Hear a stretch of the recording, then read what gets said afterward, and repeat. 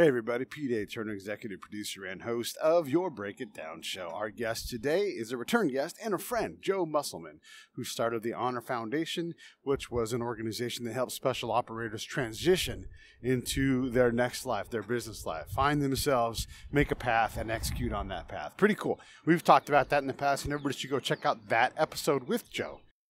Today, we're talking about his newest thing called Fathom Venture Capital, where they invest in people, TLC, teams, leadership, and culture. And that's right up my alley. That means we're talking about affect over effect. And that's where Joe and his team go out with other venture capitalists and say, let us take this aspect, the TLC part, and let's invest time and effort here on this endeavor to take this startup to the next level. I mean, think about someone who's young, graduates from Stanford. They literally never led a company before. They're in their early 20s. You get them that knowledge, that specific training to become great leaders, and all of a sudden you've bet on a company that's a lot better position to succeed. All right, so that's Joe Mussleman, what we're doing with him today. By the way, recording this episode in New York City. It's noisy. There are sirens. There are people honking the horns. There are airplanes flying overhead, and there are birds chirping. So if you don't hear that stuff, that's the power of the Bulletproof Podcast Rig, a Zoom H6, and my Shure SM35 microphones. You guys should definitely check that out. Not an endorsement. Not a paid endorsement, just an actual endorsement from me trying to help you guys out. Hey, support the show. Go to breakitdownshow.com, subscribe, click, rate, review, buy the shirts, do all those things. And the last thing that I always close with is Save the Brave, savethebrave.org. Go to the donate tab, put a small amount of money in each month, and you'll be doing a lot to help us help veterans with PTSD. If you guys are already on board and already doing these things, let me stop right now and say thank you. I see you and I appreciate it. There are so many of you out there supporting the show. Joe's good people. You're going to love this episode. Here comes Joe Mussleman. Lions Rock Productions. This is Jay Moore. This is Greg Proops. This is Jordan Harbinger. This is Dexter from The Offspring. This is Nathan This is East. Sebastian Younger. This is Rick Marotta. This is Stuart Copeland. This is Mick Gillette. This is Andy Summers. Hey, this is Skunk Baxter. This is Gabby Reese. This is Rob Bell. Hey, this is John Leon Guerrero. Hey, and this is Pete A. Turner. Hey, this is Dr. Will Riley of the Kentucky State University. You're listening to the Break It Down show, as always, with Pete Turner. Hey everyone, this is Joe Mussleman, and you're listening to the Break It Down show. The last time I was here, we were here with Scott, and we kind of covered like the basics of who you are, what you do, the charity that you started that's now like running on its own power, which is already, by the way, any exit, even if it's a charity exit, is great. Like you've got these guys going and doing things. It's remarkable. But when we were connected by Greg Hurwitz, who's a famous Hollywood Hills writer, he just wrote a book. He's on his book tour now. You guys should check out Orphan X. But he connected us, I think in his head, partly because of our veteran connection and our passion for those things. Maybe he knew a little bit about the other stuff, but what made us vibe was our human connection. 100%. And I'll say this, and this drives people crazy, but it's still true. Affect is greater than effect. Sure. And if I can create an affect in you that I desire, even if I create the wrong affect, at least I'm focusing there instead of, I can mail you 15 letters. I can, stand in front of your house and I just want to say hi to you. It doesn't work that way. Like you have to create that affect. So that's what I really think is where we locked in and went, okay, there's more conversations to be had. Yep. And at that time, I don't think Greg even knew the kind of the purpose of the venture fund, which is all centered on affect of team leadership and culture. So when we started talking about that, what's interesting is a veteran community, it's like the biggest fraternity and sorority in the world. So like that's the immediate connection. Like, oh, you were in the Army? I was in the Navy. I know someone in the Navy. Right, exactly. Like, oh, do you know Bob Smith? Of course I know Bob Smith. Like everyone knew Bob Smith. But the next level stuff is it typically does in fact go, oh, you were a veteran, great. You get through the pleasantries and the courtesies of where'd you serve, where'd you deploy, where'd you do this, that, and the other. Yeah. And then you go to like, oh, so what's next? What are you doing now? Yeah. Then it's always so exciting to hear what comes out of every veteran's mouth because they're usually continuing their service in a different way in the world, doing extraordinary things. And that's when we connected. Yeah. It was very similar about talking about your experience and getting in for, working to get information, affect over effect. How do I find the X? You told me something I'll never forget. You find the bomb by looking everywhere else for it to find it. Yeah. Right. When you said that, that made total sense to me, that when you want to pull something out of someone, no matter what that is, because I was talking to you about all the interviews I've done with startup founders and venture capitalists up in Silicon Valley, and I was trying to pull out the real raw material behind what makes great teams in startup environments, how do you sharpen leadership skills, and how do you begin to quantify something like culture. And you told me to ask everything else around that. And I did. And I got to the core. So it was funny. Yeah, well, that's exactly right, though. And there's certain hallmark questions I'll ask in certain situations that I built over time. And like one of them is when I walk into a two shop, for the audience, two shop is the Intel shop. That's where, they try to get the picture of the combat zone. And I'll go see the boss there, whether it's a captain, a colonel, a major, whoever it is, and I'll say, "How good is the resolution on your battlefield right now?" And then if they say anything north of 60%, I now know how to approach them. Right. Way differently. Yeah, because totally. they're not correct. Totally, And now I have to slow down, back up. But if they say, I don't know anything, I'm like, Right. is it better than 50%? And they're like, yeah, maybe. And I'm like, okay. Okay, so you're about 30. Yeah, okay. So that's good though. I mean, that sets they don't know enough and they're curious about Right. that. And now I know directly how to go. Now I know I can go direct. I don't have to keep going tangential. The other example I thought of was just the other day, a scientist took a picture of the surface of the sun for the first time ever. Wow. Yeah, and he took a camera and pointed it directly at the sun. But when you realize it took hundreds of years to develop this technology, and you're not doing it directly, you're going through a medium that allows you to see this incredible thing. And now you have all the questions like, there it is. Why is it like this? And it's that's how I think I like to approach people is, don't come straight for the thing I want. Because it turned out maybe you can't even deliver that, but the thing you can deliver is the thing I actually need. That's right. Yeah. 100%. Totally. So it's been fun the last couple of months, and since we last talked, there's been tons of personal and professional kind of milestones hit. So I'm excited to share and Well, tell us what the venture fund is. Yeah, sure. So maybe a quick 80,000 foot overview of the origin story and where it came from and how it was developed, because it is absolutely linked to honor.org and the work that I did with veterans from the special operations community, and it's actually inextricably linked. So I think that's important to know. So just a flashback to 2012, 2013, I interviewed hundreds of Navy SEALs and special operators all over the country, and I kept asking them, 250 to be exact, and I asked them all the same 33 questions. And these were all folks that have already transitioned out of their service. And I kept hearing the same thing over and over and over again when they were transitioning into their new role. This was fresh, 2 to 3 years out. So for the vets listening, 2 to 3 years out from service, you're especially doing 10, 15, 20 years, especially the 20 plus year folks, that is still a very raw time, 2 to 3 years out of service. And I kept hearing the same thing, and it was only until I revisited my notes that I start to notice a golden thread that was connecting all these stories. And it came down to one philosophy, but 3 things. I kept hearing, tell me about your transition, what's going on, and, man, I just want to be part of a great team. The next thing was, I want to work for a great leader. Yeah. One that knows how to lead and one that knows how to follow. And then lastly, I just want to help create a culture. I want to be a part of a great culture. Yeah. Over and over again. Every interview that I went back and read, the team, the leadership, and the culture was mentioned every single time. Yeah. So it just by coincidence that I go back and revisit these things as I was thinking about my own transition post the Honor Foundation. I've been helping others transition, but I've never once thought of my own transition and what the hell I was going to do. I've Typical, yeah. thought of literally helped thousands of operators just think about it, walk through ideas, like the classic hashtag "What's next?" Like I wanted to walk them through that in a seamless way. And when I went back to visit those notes, I said, "My gosh, TLC, interesting. Yeah, teams, leadership, and culture." So I threw that up on a whiteboard, and I'll never forget it. It was up there, and it said teams, leadership, and culture, and that's all it was. I knew where it stemmed from, but I just wanted to think about that for a second.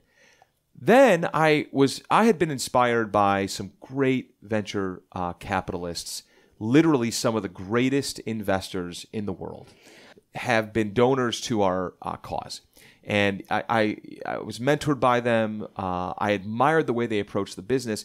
And then I started to notice and go back and listen to their talks that they were giving at TechCrunch, at TED campuses all over the world, at the World Economic Forum, at Ideas Festival, at you name the major conference, and all of these investors had been speaking there.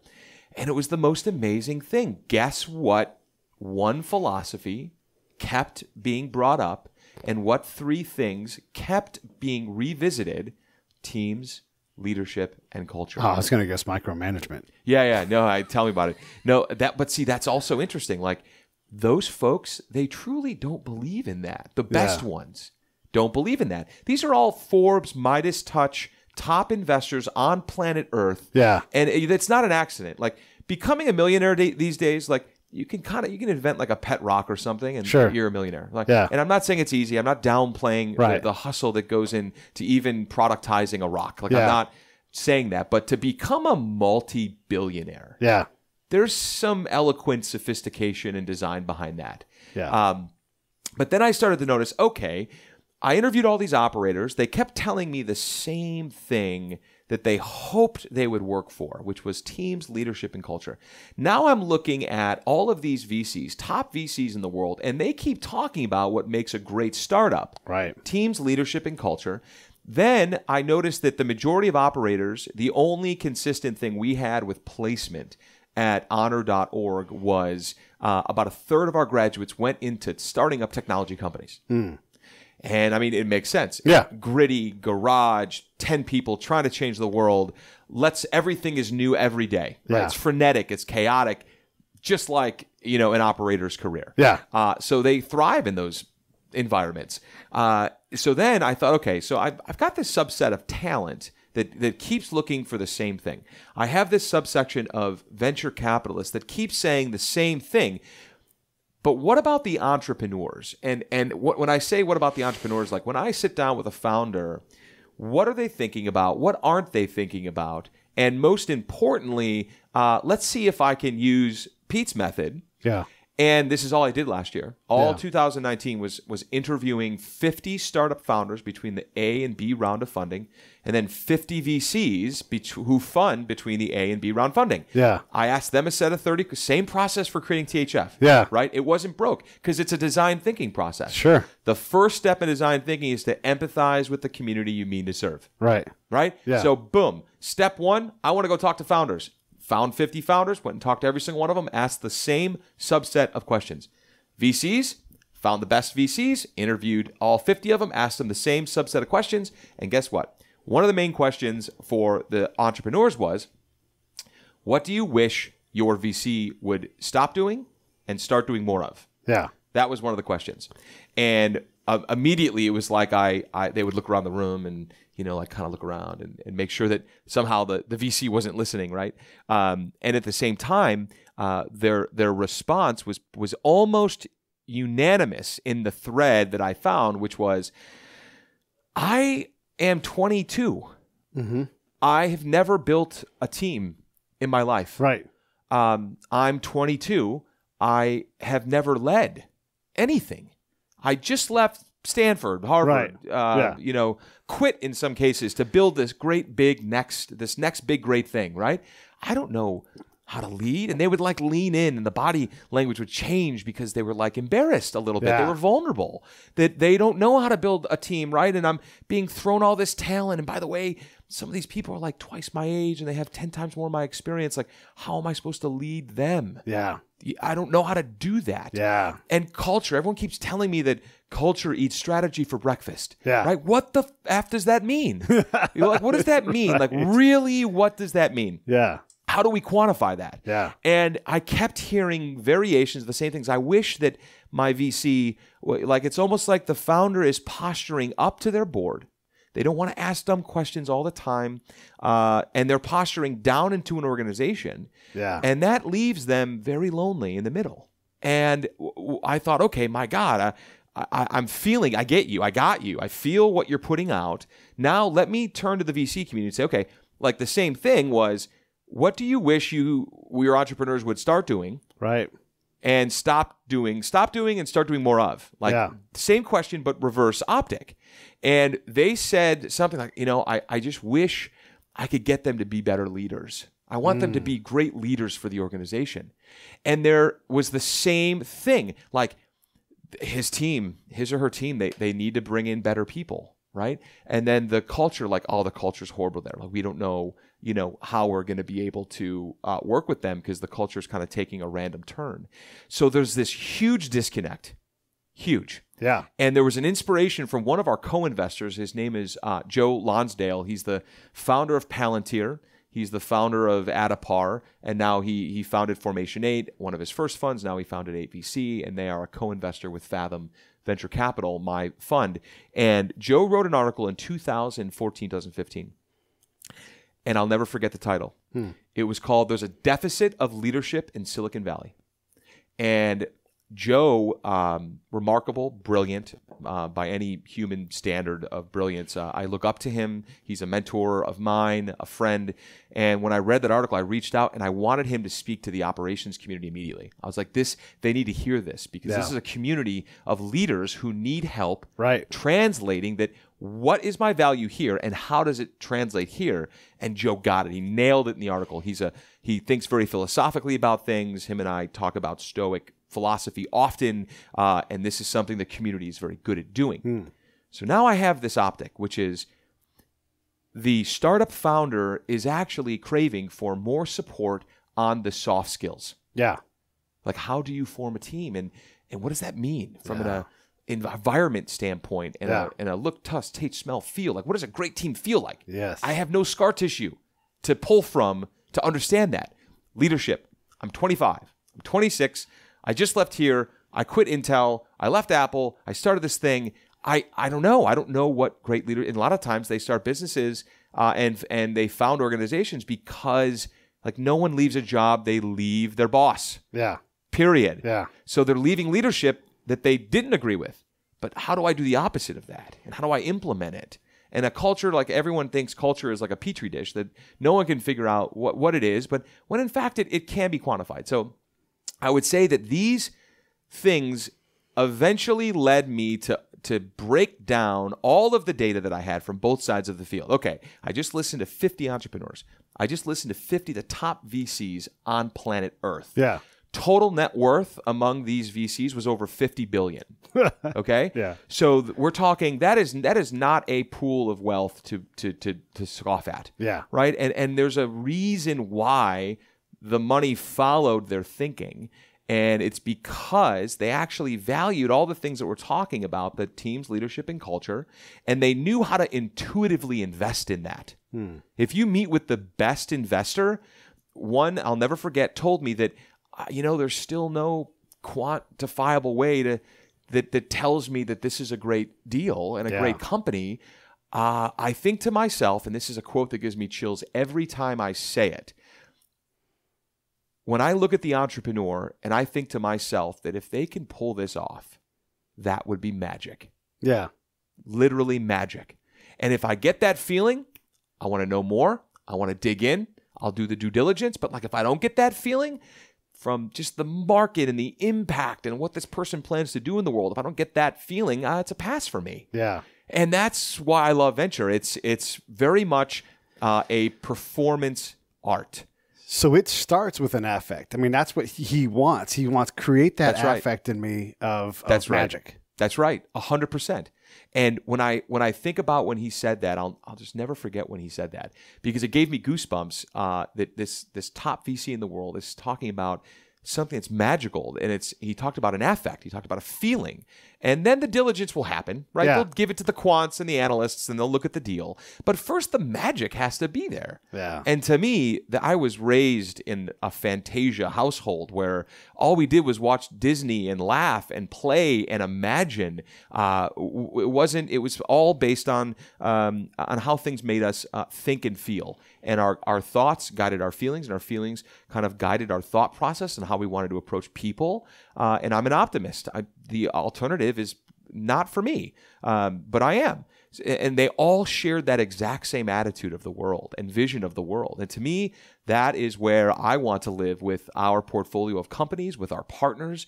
I want to work with people that think, act, feel, and communicate very similarly, and have that viewpoint on the world that, yes, we need balance in our teams. But the way to look at the world to me is no other way. And I want to be around entrepreneurs that are doing the same thing. Let's talk about culture, because oftentimes we'll hear people talk about EQ and emotional intelligence. Sure. Absolutely, you have to have it. But you never hear like someone say, what about CQ? Cultural acuity. Yeah. And building this, that. Yeah.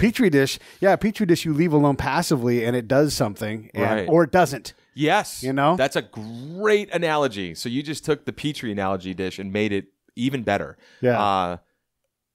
Because we're speaking the same language, man. That's right. Yeah. If you leave it, something happens. Yeah. If you mess with it, something happens. Yeah. Either way, something's going to happen. Yeah. So for me, I'd rather be a part of shaping the culture.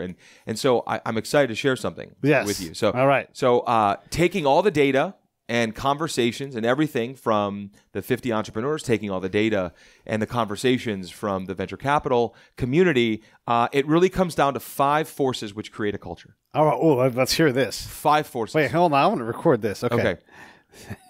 This is good. I mean, this is really important. And okay. I've taken the time. Back up and start leading to the 5 things that build a culture. Sure. So there are, after all of the interviews and research of the 50 entrepreneurs and the 50 leading venture capitalists in the world, culture creation comes down to 5, what I call the 5 guiding forces of a business. And everyone's going to hear this and think like, okay, we know all this, but not necessarily. It's the small tweaks, and then how I will explain it that will make a lot of sense. Vision, mission, core values, guiding principles, and an ethos create a culture. Okay. And what I realize is there's 2 problem sets that have to be solved in order to get great TLC. Okay. Teams, leadership, and culture. So the first problem set is, if the individual founder does not have a clear, his or her own 5 guiding forces clear within themselves. Like for me, my personally, not my company, my vision is very simple. And you have to start off a vision statement with, I envision a world where I, Joe Mussleman, envision a world where people feel psychologically safe and compensated going to a job that they love. Okay. That is the world that I hope to see. We'll never get there. Yeah. That's the point. It's something over there that no matter what I do, when I put my feet on the ground in the morning, I want to be working towards that vision. How do I get to that vision? It's through my mission. My mission in this world is to light fires so others may see. I used to have can, but then I realized I cannot make people see anything. They have to want to see it. So others may see. To light fires so others may see. That feeds into my vision of creating a world that I envision where people feel psychologically safe and compensated going to a job that they love. That's the mission statement that gets me to my vision. Yeah. I have to have a set of actions, a set of verbs, of values, right? That's what values are. They're verbs. Core values lead into a mission statement that achieve the vision. My core values, for example, be you. Socrates, know thyself. That's the hardest thing for people to do, is to know thyself. Next one, create experiences. When people interact with me, I want to create an experience for them, no matter what it is. It doesn't matter whether I barely know you, kind of know you, just met you in the store. My wife, who's sitting over there, she jokes like, okay, no lollygagging, right? Because she knows I'm going to talk to everyone in like Walgreens. Yeah. Because I'm constantly looking to just talk to people. I love people. Another value is practicing artistry, right? And notice these are all verbs. Create experiences. Right. Be you, right? You have to have verbs to be values. Now, practice artistry is a sliding scale. We wake up some days, man, today I just felt in the zone. Yeah. Right? And then there's other days where I was like, oh, I was so lazy today. Like, I didn't do anything. Productivity at a 3 out of 10. I didn't practice artistry today. That's okay, Joe, because tomorrow, let's do it again. Right? So and I have 8 core values, right? Right. Now, the core values are verbs. They are verbs which will guide my behavior into my mission. My mission is to light fires so others may see. All my 8 core values are verbs that guide me into my mission, that guide me into achieving the vision that I hope to see in the world. Guiding principles are the what's, the things that I do on a daily basis to help me make decisions in the moment. So, for instance, a guiding principle of mine is no relationship can change without contact. None. So if I'm thinking to myself, why hasn't this person gotten back to me? Yes. Hold on. Let's review. How much contact have I made? Yeah. Have I only sent an email? Well, no wonder why. That's like 1 out of 10 ways to make contact, right? Have I written a note? Have I called them? Have I been to their house? Have I sent a meaningful gift for them to think that even talking to me is worth it, right? So like when we think of, and by the way, I have dozens and dozens of guiding principles, and those guiding principles, they inform the what I do right now today.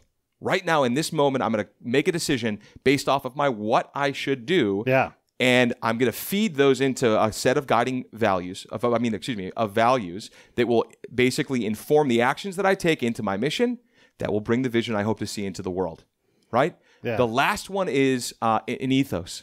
How many times have you gone to an About Us page of a company and like you just start to fall asleep? It's like, and it always begins with like in 1912 something happened, and then something else happened in 1920, and then we built this thing in 1945, and now we're known in 1999, and now it's 2020, and look at our growth and all that. Blah blah blah blah blah. Like if you look at the warrior ethos of Sparta, if you look at the great Greeks and Romans, they all had ethoses. They all great societies had an ethos on what it meant to be a part of that culture, right? And all of these things, they have to work in this kind of recycling, cyclical way where you're constantly going through your day, what I call alignment up, down, and all around. Meaning, when I wake up in the morning, I'm working towards my vision. My mission is going to be this. My core values today are going to guide my actions. My guiding principles are going to help me make decisions. And ethos is basically made up of my subconscious items and words that I hope to bring about in the world. Now, if you could picture an iceberg, I've drawn this out for the fund. And if you can picture an iceberg, the vision is the flagpole on top. The whole world sees the vision, right? Then you have the mission, which is the next layer down right above the water. This is what the world sees, the vision statement, the mission statement, right? Now, the funny thing is the more founders that I met with, their vision statement was great. Their mission statement was beautiful. The moment I went beneath the surface and I started to talk to their management team, I started to talk to their employees down to the janitor that cleaned the wastebaskets at night and asked them, so, hey, simple question, right? I would ask the following questions. Hey, tell me about the teams here. Tell me about the leadership. Hey, this is Pete A. Turner from Lions Rock Productions. We create podcasts around here. And if you, your brand, or your company want to figure out how to do a podcast, just talk to me. I'll give you the advice on the right gear, the best plan, and show you how to take a podcast that makes sense for you, that's sustainable, that's scalable, and fun. Hit me up at pete@breakitdownshow.com. Let me help. I want to hear about it. Tell me about the leadership. Tell me about the culture. Then it opened a big can of worms. Well, okay, so I have bought many of these cans of worms and opened them for the military because they don't even know they have the can. That's right. Yeah. And that's right. You know, it's the same thing where you have theory, strategy, and they're all subordinate, right? And they go on down to operational level, tactical level, and then boots on the ground. But there's a level below that. That's ground truth.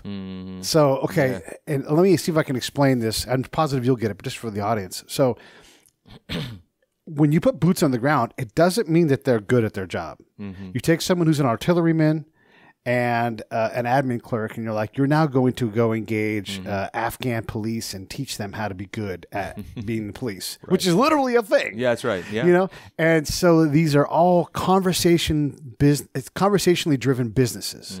You know, this enterprise of advising. Okay, great. Well, who's taught you how to have a conversation in a way that advise someone well, and how to use culture to your advantage, and how to blend your culture with their? Who's taught you how to do that? Well, nobody. But I have gotten a go at all tables at NTC when I was firing my long gun, So like, we can load in 30 seconds and all these, our trigonometry is all great. We work the computer great. Okay, but now go sit in front of your partner who is cross-language, cross-cultural, cross everything, cross purposes, and pull that out. And that's that lower part of the iceberg. And that's what matters. If you can't find a mini strategic win on the ground where I go and I look, then those boots on the ground, and it's not a lack of intention. Yeah. It's not a lack of capacity. They have the capacity to do this.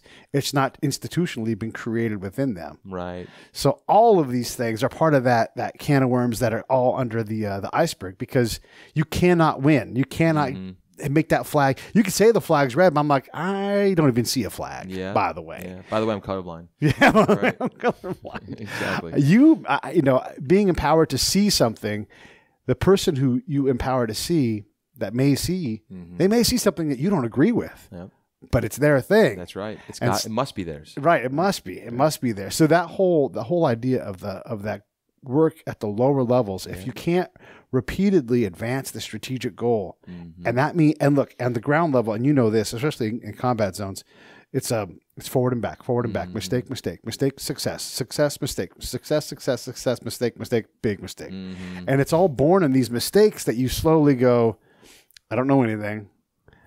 And I heard the best line the other day from Colonel John McKay. We were talking about partnering. Wow. I'm going to do a whole series of shows for the SFABs, the Security Forces Advisory Brigades. Wow. And they're trying to learn how to do all these things. They actually should listen to this show.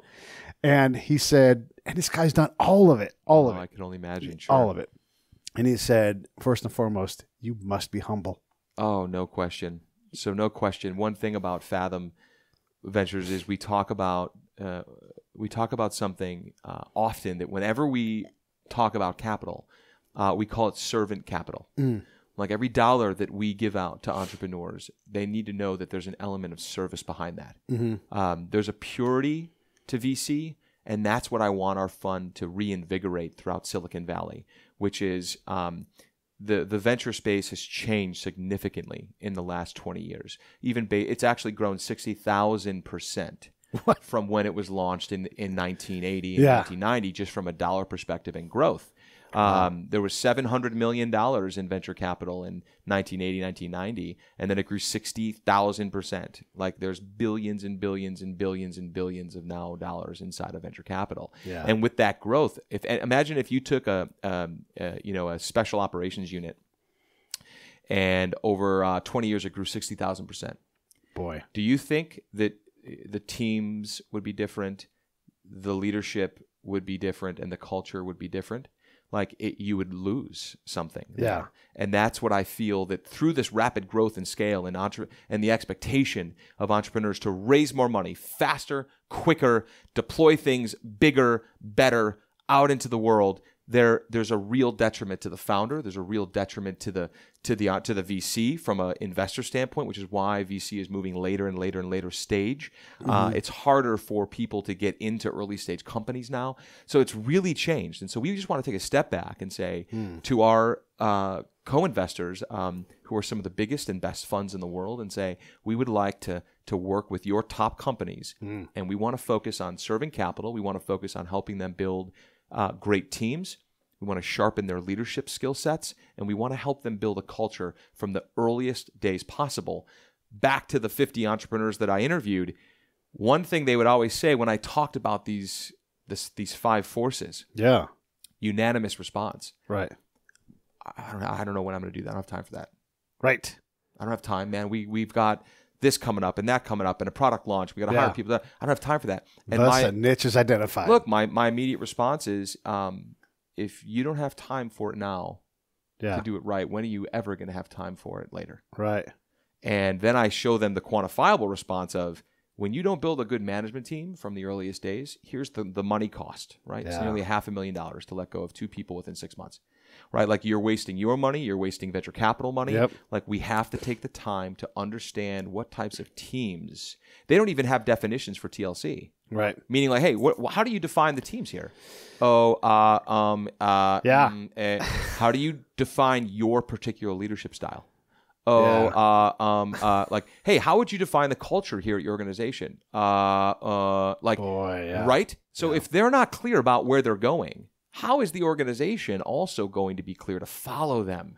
Yeah. And that is why the background of military and special operations and working with that community, they put their feet on the ground every morning. They knew exactly what the vision, the mission, the core values, although they, in some cases they are stated, but a lot of it is subconsciously known throughout the community. Like you have to, when you sign, and also another reason why I wanted to go into venture capital and work specifically with entrepreneurs is I'm not comparing the two communities. I hope everyone who's listening understands that I'm not comparing signing on the dotted line to be a veteran to signing on the dotted line to be an entrepreneur.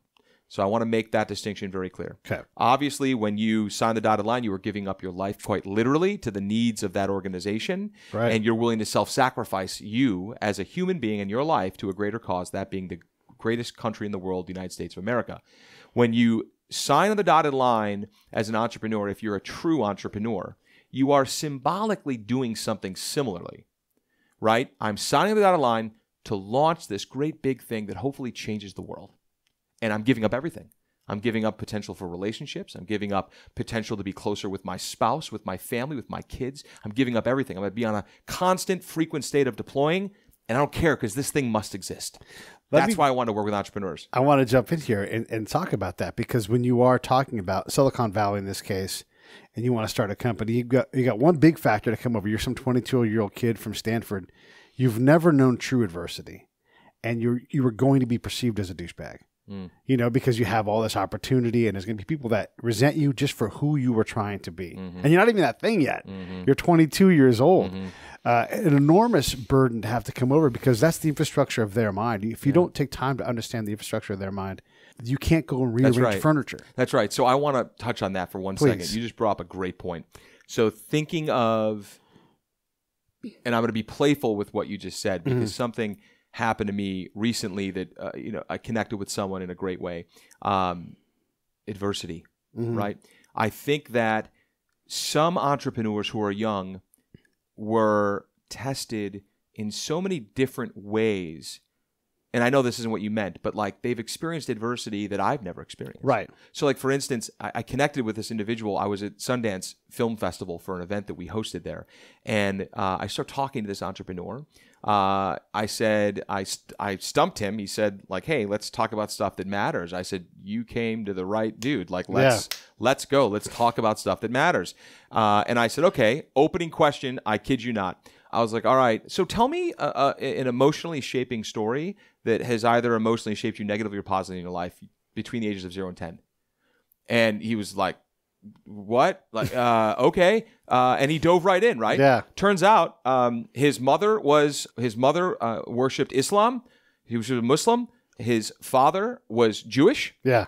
They met, married, had their son, who I was speaking to. They divorced for what might seem to be obvious reasons early in his life, before the age of 10.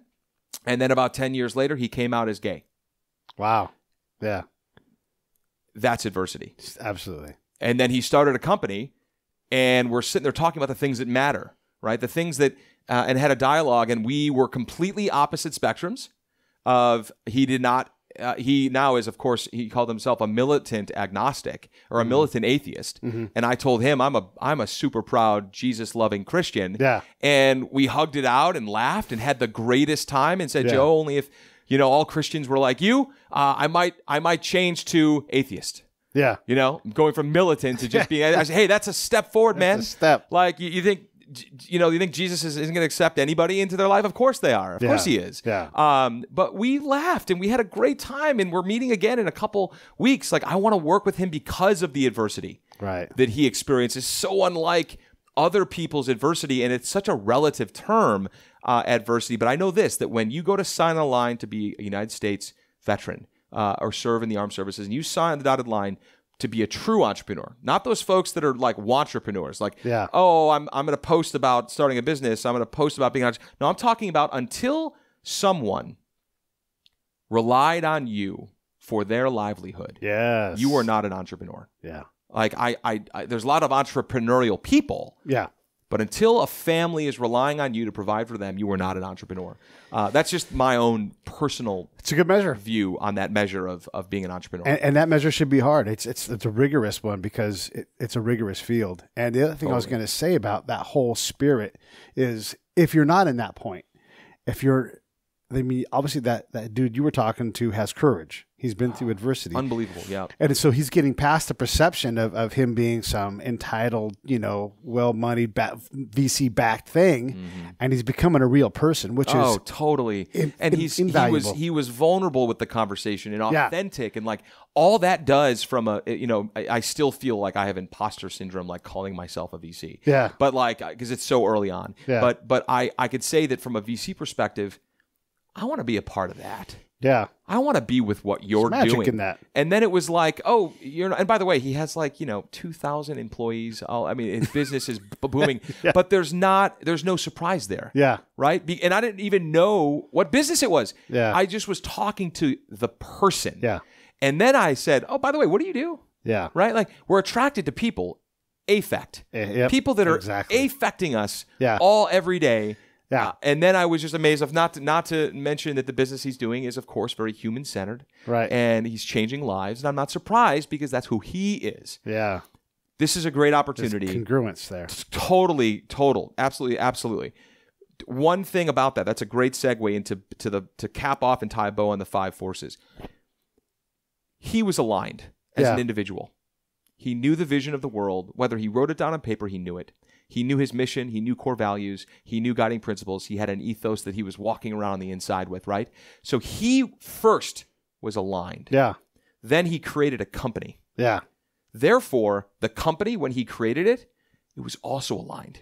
Now we can work on getting those things down on paper. So for all the veterans that are listening and for all the people in the world that are just walking around, we are all a bundle of stories that equal these 5 guiding forces. Yes. Until we actually sit down, and I know this because I've asked audiences this before, and I've asked people I've worked with before, that less than 1% of people are walking around every day that have ever taken, I use the analogy of 6 weeks to do a deep dive of self-authoring into themselves.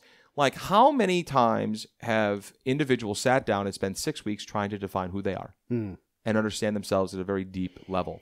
Less than 1% from my calculations so far.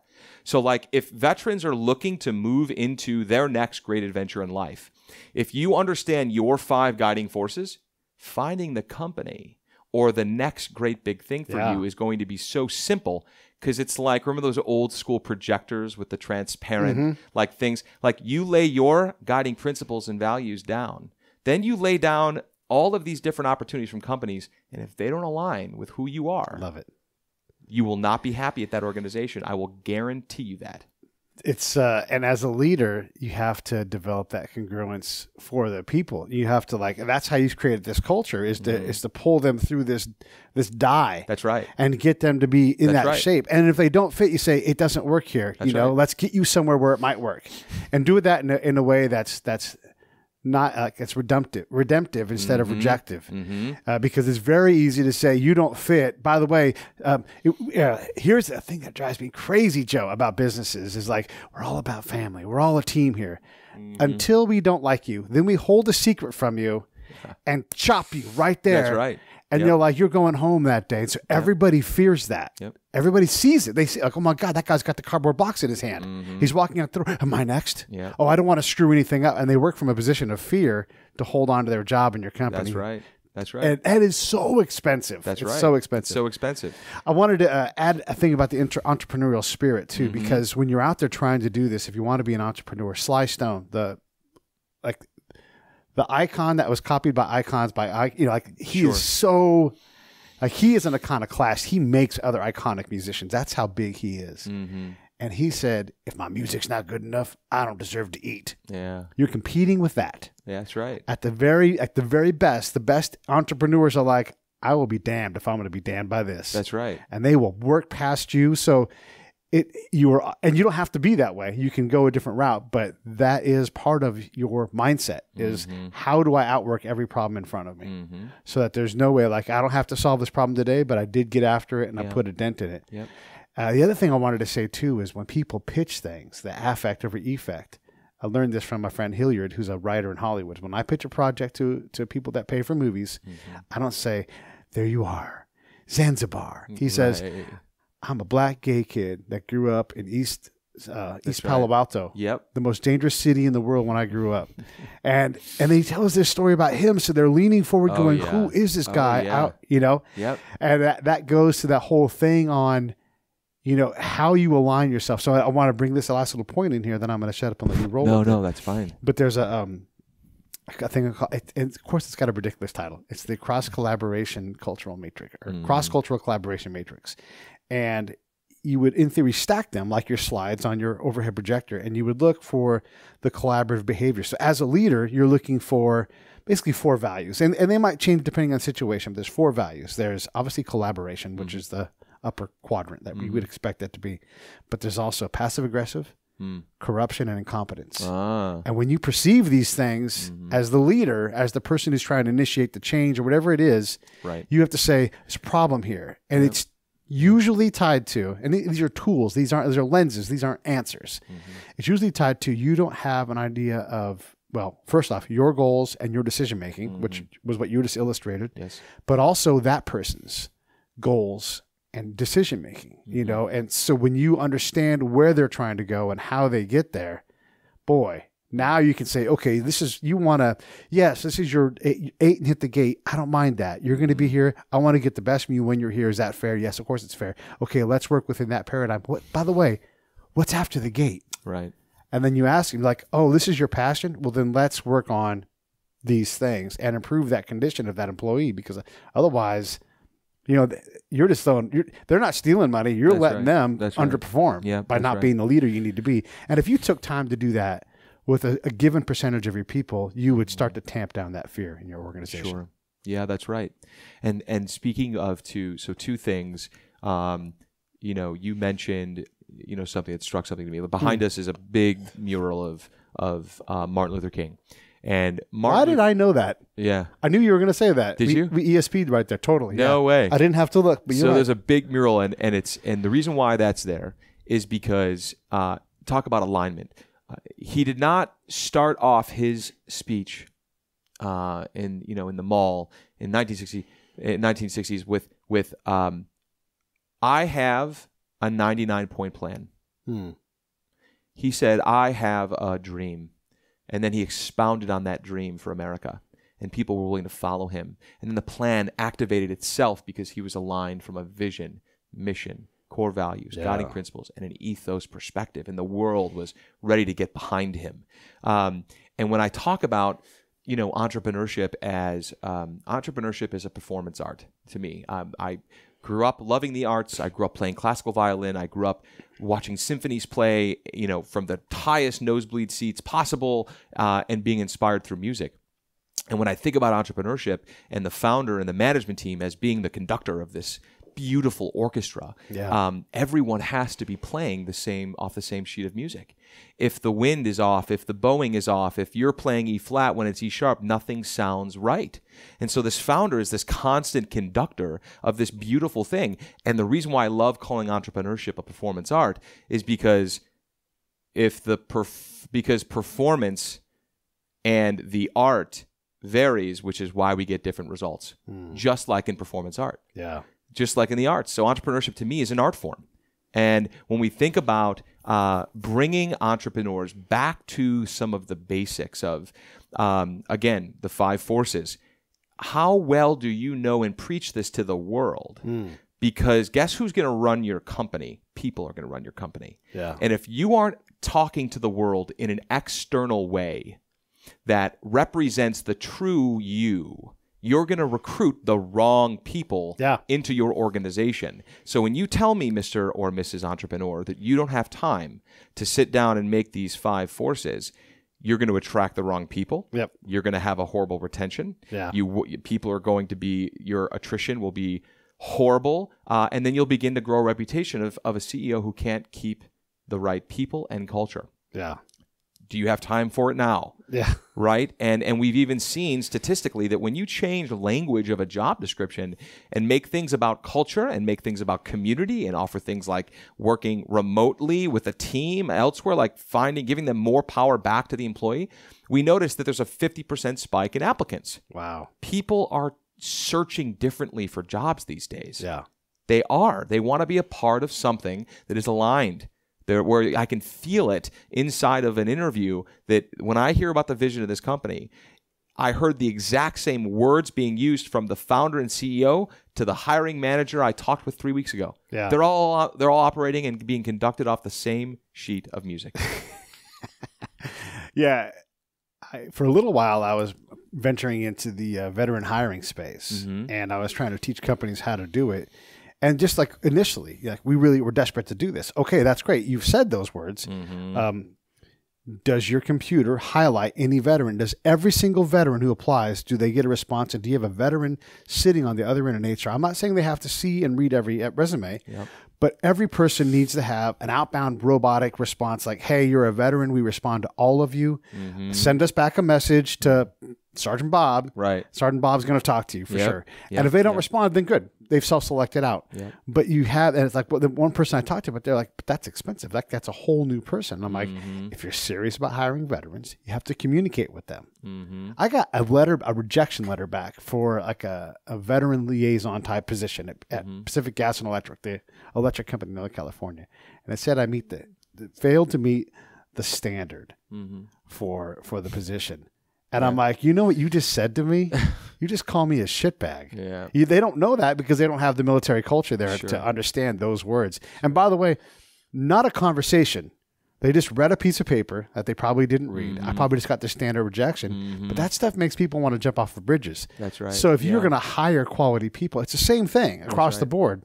You don't just have a robot pick your things for you. Yes, sort of a little bit, but it has to be a human connection to truly get good people. Right. And I've noticed that the companies that are paying attention to a human-centered design onboarding process are winning. Yeah. They're just winning. They're worth billions of dollars. The founders are being recognized all over the world. And they look at the world like the world is crazy because all they're doing is caring about people. Yeah. And one question that I love asking CEOs before we wrap up, but one question I love asking CEOs is, who do you work for? Yeah. Yes. And when I ask that question, I'm giving it away, but when I ask the question, it's interesting because immediately I'd say more than 70% of the responses are, the customer. 100%. Like we work tirelessly for our customer. Yeah. And I was like, okay, but who's working for your customer? Yeah. And then they'll come around and be like, oh, I see what you did there. Then they'll say, oh, well, the people that work for the company. And I said, well, then who do you work for? And he's like, I work for the people of this company. That's right. Yes. That's right. You don't work for your board. Yeah. You don't work for your customer. Nope. You work for your people. Yeah. And your people, if you are a good, great leader, they will then in turn take care of the customer, take care of the board, because the board cares about returns and share and stakeholders and all of those things. But like, if you take care of the people, everything else gets taken care of. My uncle was a great man. His name was Grant Wynn. And when I was getting my master's degree in organizational management, the main thing he taught me, and the most important thing I learned in the whole master's degree, so pay attention if you're in a master's program, you should have one good thing. He ran a hospital. And he said, the thing I want you to learn is this: take any organizational chart and 180 it.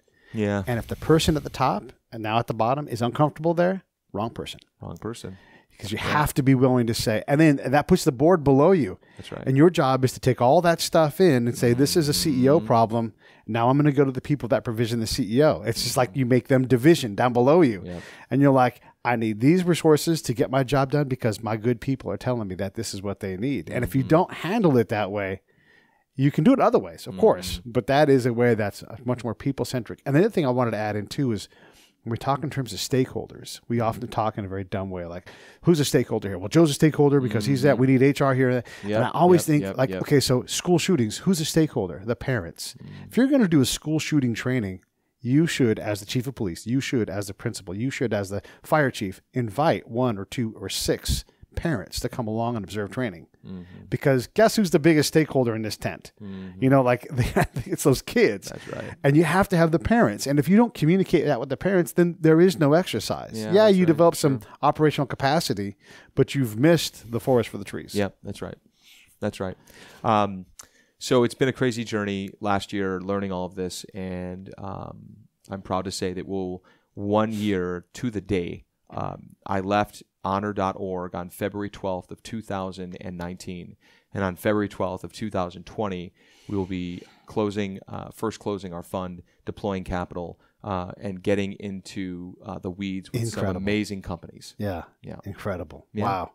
So what's next then? Like, I mean, obviously you guys are going up and growing and getting bigger. What's out there? Yeah. So for me, the big part of all of this TLC talk and the big part of all these 5 guiding forces is I'm gathering a coaching cadre made up of some of the greatest leaders the world has ever seen. Mm-hmm. And these are coming from the special operations community. These are coming from professional athletic backgrounds and professional coaching. The group that I've pulled together to begin walking through how we're not just the economics of being a part of a venture fund, but I have to make sure that the qualifying question is answered correctly. Mm-hmm. And the first qualifying question that I ask all these people is, what do you know about venture capital? And there's only one answer that I will take, which is nothing. Oh, I love it. Nothing. Yes. I don't need them to know about venture capital. Yeah. Because it's a jaded experience. It's Yeah. like going in, I'm not knocking MBAs, but like Yeah. the best way to learn how to build a business is to build a business. And the best way to learn how to build great teams, how to be a great leader, and how to be a great steward of a culture is to go do all that. Yeah. And some of these people have been doing this for decades. I want them to do that. Yeah. I don't want them to be a VC. Right. I want them to be a part of a VC fund that focuses on TLC. Yeah. And that's it. So I'm building this coaching cadre that we're calling a venture coaching practice, because it's very much like medicine, right? Like you still go get a surgery. The doctor that you go and see, he or she is practicing medicine. Yeah. Right? They haven't figured it out yet. They're still Right. practicing. Yeah. Right? Because we don't know everything there is to know about that. Right. Coaching is the same way. It's a practice. Yeah. Right? It's we don't know everything about coaching. It's a very qualitative practice. Sure. We just know that when coaches get involved, business goes through the roof. Yeah. So, and I have all the statistics from the Startup Human Genome Project, where they infuse these different type of coaches into startups early on. 70% more growth. They raise 7 times more capital, faster, sooner, and more. And the entrepreneurs' businesses last 10 times longer if there is a coaching element in the early stages of a startup. Yeah. That's all I want to do. Is I want to bring together a great pool of talent at the executive level, and I want to bring together a great talent. A coaching practice made up of the greatest leaders our generation has ever seen. And then I think that the results after Fund 1 and then Fund 2, they'll speak for themselves on the growth of our companies. That's fantastic. Hey, man, thanks for sharing all that stuff today. Yeah, thank you. Thank you for having me.